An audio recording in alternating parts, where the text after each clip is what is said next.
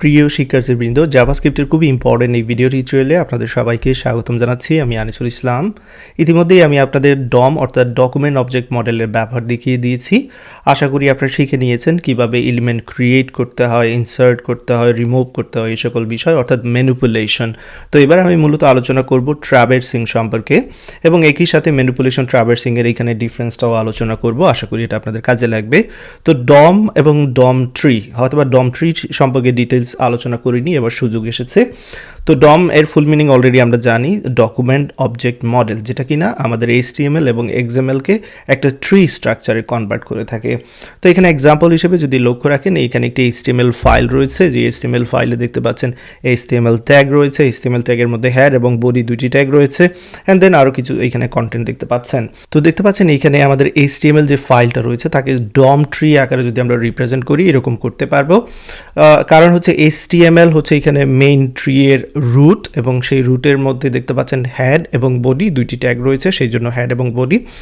And হেডের মধ্যে দেখতে পাচ্ছেন টাইটেল, হেডের মধ্যে টাইটেলে কিছু টেক্সট রয়েছে, টাইটেলের মধ্যে কিছু টেক্সট রয়েছে। তো এক্স্যাক্টলি এখানে দেখতে পাচ্ছেন প্যারেন্ট চাইল্ডের মতো একটা রিলেশনশিপ রয়েছে। দেন বডির মধ্যে আমরা দেখতে পাচ্ছি H1 এবং OL অর্থাৎ অর্ডার লিস্ট রয়েছে। সো এক্স্যাক্টলি বডির মধ্যে H1 এবং OL, H1 এ কিছু টেক্সট, এখানে H1 এ কিছু টেক্সট রয়েছে এবং OL এর মধ্যে দুইটি এলআই ট্যাগ, OL এর মধ্যে দুটি এলআই এবং প্রতিটি এলআই কিছু টেক্সট রয়েছে। তো এই হচ্ছে ডম ট্রি, অর্থাৎ আমরা HTML এলিমেন্টগুলো যখন আমরা লিখি HTML এর যে ফাইল সেটাকে ডকুমেন্ট অবজেক্ট মডেল ট্রি আকারে এরকম সাজানো হয়। তো এইখানে বিষয় হচ্ছে যে আমরা বলেছি দুইটা বিষয়, একটা হচ্ছে ট্রাভার্সিং, অন্যটি হচ্ছে ম্যানিপুলেটিং। তো ম্যানিপুলেটিং আমরা অলরেডি শিখে নিয়েছি কিভাবে HTML এলিমেন্টগুলোকে ক্রিয়েট করতে হয়, নতুন একটা এলিমেন্টকে কিভাবে ইনসার্ট করতে হয়, রিমুভ করতে হয়, সেই সকল বিষয়। ট্রাভার্সিংয়ের বিষয়ে এখানে যখনই আমরা আলোচনা করব তখন হচ্ছে যে কিভাবে একটি এলিমেন্ট থেকে অন্য একটি এলিমেন্টে কিভাবে মুভ করতে হয়, সেই বিষয়টাই হচ্ছে মূলত এখানে ট্রাভার্সিং। সাপোজ আপনি OL অলরেডি সিলেক্ট করে নিয়েছেন, তো এবার নতুন করে যদি আবার এলআইকে সিলেক্ট করার জন্য ডকুমেন্ট ডট কোয়েরি সিলেক্টর অথবা document dot get element by ID দেই, সেক্ষেত্রে যতবারই আমি ডকুমেন্ট বলবো পুরো এখানে যা যা আছে সব কিছু থেকে খুঁজে নেওয়ার চেষ্টা করবে।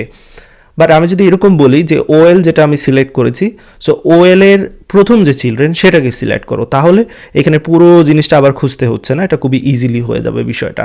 তো বিষয়টা একটু পরে আবারও ভালো করে বুঝতে পারবেন, যত সময় যাবে এখানে ডেফিনেটলি বুঝতে পারবেন। তো অলরেডি আমরা জেনে নিয়েছি HTML এর যে এলিমেন্টগুলো রয়েছে অর্থাৎ ডম এলিমেন্টসগুলোকে সিলেক্ট করার জন্য আমরা get element by ID, get elements by class name, get elements by tag name, query selector all, এই পদ্ধতিগুলো ব্যবহার করতে পারি। তো সাপোজ যেমনটা অলরেডি আমি বলেছি, এবার যদি OL-কে সিলেক্ট করতে হয় সেক্ষেত্রে আমরা এখানে যে কোনো একটা ইউজ করতে পারি।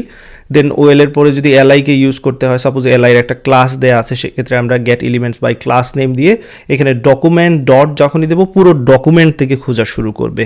বাট আমরা চাচ্ছি সাপোজ OL অলরেডি ফাইন্ড করে নিয়েছি, সেক্ষেত্রে পুরো ডকুমেন্ট ইউজ করার কোনো কারণ নেই, জাস্ট OL থেকে তার প্রথম চিলড্রেনটা খুঁজে নিতে পারবো আমরা খুব সহজে এরকম। সো একটা এলিমেন্ট থেকে অন্য একটা এলিমেন্টে মুভ করতে চাচ্ছি, ট্রাভার্স করতে চাচ্ছি, সেটা হচ্ছে ট্রাভার্সিং। তো ট্রাভার্সিং এর যে পদ্ধতিগুলো রয়েছে এখানে দেখতে পাচ্ছেন ডাউনওয়ার্ডস, আপওয়ার্ডস, সাইডওয়েজ।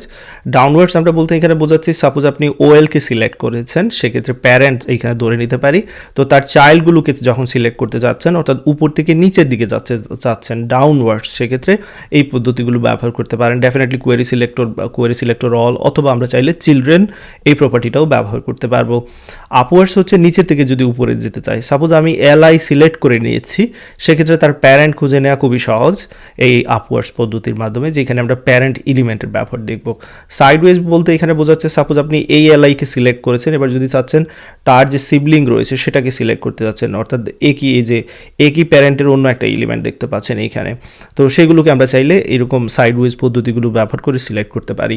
তো চলুন আমরা এই পদ্ধতিগুলো এবার ডিটেলসে দেখি। প্রথমে ডাউনওয়ার্ডস দিয়ে শুরু করবো, অর্থাৎ যেখানে প্যারেন্টকে প্রথমে সিলেক্ট করে তার চিলড্রেনগুলোকে আমরা খুব সহজে খুঁজে নিতে পারি, সেই পদ্ধতিটা। ওকে, তো ডাউনওয়ার্ডসের জন্য এখানে আবারও সেম, আমি এখানে এই HTML ফাইলটা ইউজ করছি, যেখানে দেখতে পাচ্ছেন ক্লাস রয়েছে প্রত্যেকটি এলআইয়ের জন্য। ওকে, এরকম প্রত্যেকটি এলআই যদি আমরা ক্লাস দিয়ে খুঁজতে থাকি আমরা অবশ্যই করতে পারবো। সে ফর এক্সাম্পল এখানে আপনারা লক্ষ্য রাখবেন দুইটি পদ্ধতি আমি দেখাবো। প্রথম পদ্ধতি, আমরা যেখানে কি করতে পারি, OL এর একটি ক্লাস রয়েছে, সেই ক্লাসের মাধ্যমে আমরা OL-কে সিলেক্ট করলাম, দেন প্রথম LI এর একটি ক্লাস রয়েছে, তাহলে আবার আমরা যদি এরকম করি ডকুমেন্ট ডট কোয়েরি সিলেক্টর দিয়ে দেন সেই ক্লাস দিই, তাহলে কি হচ্ছে পুরো ডকুমেন্ট থেকে সেই LI-টাকে খোঁজার চেষ্টা করছে। বাট আমরা তো অলরেডি প্রথম লাইনে কি করেছিলাম, OL-টাকে সিলেক্ট করে নিয়েছি, তাহলে সেই OL এর প্রথম চিলড্রেন সেরকম যদি বলে বলে দিতাম তাহলে পুরো ডকুমেন্ট আবার খোঁজার কোনো দরকার হতো না।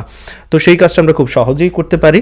আমরা চাইলে এবার সেকেন্ড পদ্ধতি যেটা দেখব, প্রথমে ওএলকে সিলেক্ট করে নিয়েছি অর্থাৎ প্যারেন্টকে সিলেক্ট করে নিয়েছি, এবার তার এই যে চিলড্রেন যেটা রয়েছে প্রথম চিলড্রেন সেটাকে সিলেক্ট করতে যাচ্ছি। তো সেই জন্য আমরা কি করলাম এখানে লক্ষ্য রাখবেন, এই যে ওএলকে সিলেক্ট করে আমি কি করেছি, এই যে ওএল এর যে ক্লাসটা স্টুডেন্টস লিস্ট সেটাকে একটা ভেরিয়েবলে রেখেছি স্টুডেন্ট লিস্ট। এবার পরবর্তী লাইনে বলছি যে স্টুডেন্ট লিস্ট থেকে কোয়েরি সিলেক্টরের মাধ্যমে আমরা কাকে সিলেক্ট করতে যাচ্ছি, শুধু স্টুডেন্ট এ যাকে তাকে। ওকে, সো এবার কিন্তু পুরো ডকুমেন্ট খুঁজবে না, যেহেতু আমরা এখানে বলেছি স্টুডেন্টস লিস্ট। এখানে আর এখানের মধ্যে পার্থক্য নিশ্চয়ই বুঝতে পারছেন, এখানে আমরা ডকুমেন্ট ইউজ করেছি, বাট এখানে প্যারেন্টকে প্রথমে সিলেক্ট করে নিয়েছি, দেন সেই প্যারেন্ট থেকে আমরা খুঁজে নিচ্ছি তার কোনো একটা চিলড্রেনকে, অর্থাৎ স্টুডেন্ট লিস্ট থেকে এই প্রথম যে এলআই সেটাকে আমরা খুঁজে নিচ্ছি।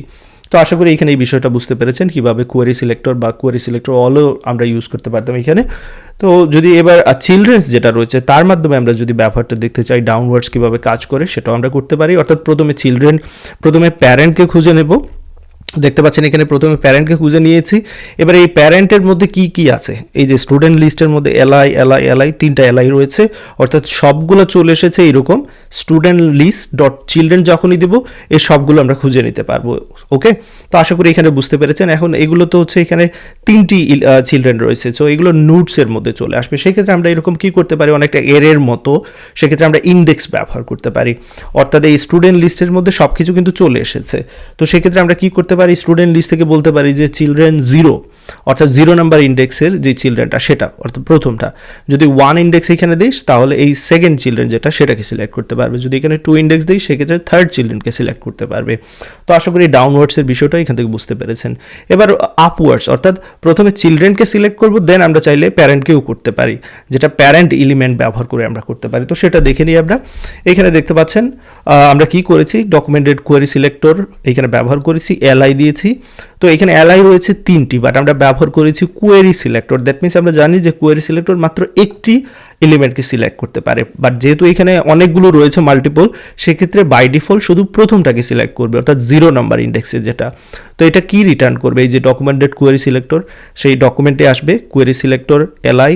সো এলআই যেখানে 3টি এলআই, শুধু প্রথম এলআইকে সিলেক্ট করবে, যেহেতু এটা কোয়েরি সিলেক্টর অল নয়, জাস্ট কোয়েরি সিলেক্টর, সেই জন্য প্রথম এলিমেন্টকে সিলেক্ট করবে। তো প্রথম এলিমেন্ট যদি আমরা পেয়ে যাই সেক্ষেত্রে তার প্যারেন্ট খুব সহজে খুঁজে নিতে পারবো। এইখানে দেখতে পাচ্ছেন স্টুডেন্ট এর মধ্যে রেখেছিলাম সিলেক্ট করে, so student A dot parent element. Okay, so children যদি আমরা সিলেক্ট করতে পারি সেক্ষেত্রে ডট প্যারেন্ট এলিমেন্ট দেওয়া মাত্রই কি হবে, তার প্যারেন্ট যেটা রয়েছে অর্থাৎ এই ওএলটা সিলেক্ট করা হয়ে যাবে। আশা করি এখান থেকে এটা বুঝতে পেরেছেন। ফাইন, এবার আসুন সাইডওয়েজ কীভাবে সিলেক্ট করতে হয় সেটা আমরা চিন্তা করি, অর্থাৎ আপনি সিবলিংকে সিলেক্ট করতে যাচ্ছেন সেটা কীভাবে। তো এইখানে যেমনটা আমরা দেখতে পাচ্ছি, আমরা যদি এখানে প্যারেন্ট এলিমেন্টটা সিলেক্ট করতে পারি, দেখতে পাচ্ছেন এখানে প্রথম যে এলিমেন্টটা সেটা সিলেক্ট করতে পারি, সেক্ষেত্রে তার পরবর্তী এলিমেন্ট সিলেক্ট করতে পারবো জাস্ট নেক্সট এলিমেন্ট সিবলিংয়ের মাধ্যমে, এই প্রপার্টির মাধ্যমে। নেক্সট এলিমেন্ট সিবলিং দেওয়া মাত্রই কী হবে, যেমন এখানে স্টুডেন্ট এ অর্থাৎ প্রথমটা সিলেক্ট করেছি এখান থেকে, then student A dot next element sibling দেওয়া মাত্রই এই ওএলটা এই এলআইটা সিলেক্ট করা হয়ে যাবে।